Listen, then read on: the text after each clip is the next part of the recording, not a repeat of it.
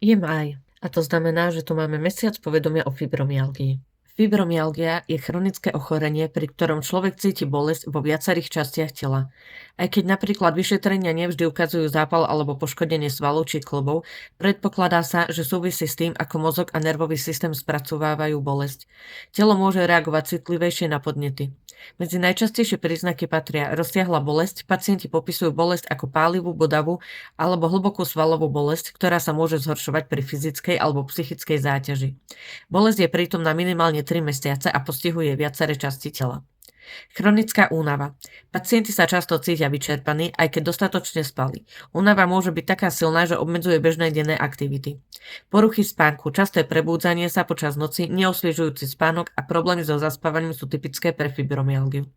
Kognitívne problémy. Pacienti môžu ťažkosti so sústredením, pamäťou, spracovaním informácií či nadchádzaním spracovaných slov pri rozprávaní. Citlivosť na podnety, zvýšená citlivosť na svetlo, zvuky, pachy, dotyky či zmeny teploty. Parastézie a neuropatické symptómy. Pocit mravčenia, brnenia či necitlivosti v končatinách, niekedy sprevádzané bolesťou a podobnými nervovým ochoreniam. Poruchy trávenia, syndrom dráždivého čreva, reflux, nadúvanie, nevoľnosť alebo zápcha patria medzi časté príznaky. Tinnitus, bolesti hlavy a migrény. Častým problémom sú aj pretrvávajúce bolesti hlavy a zvonenie v ušiach tinnitus.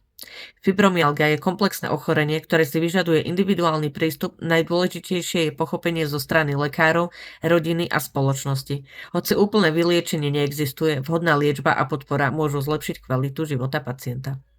A v ďalšom videu si povieme zase niečo viac o fibromyalgii.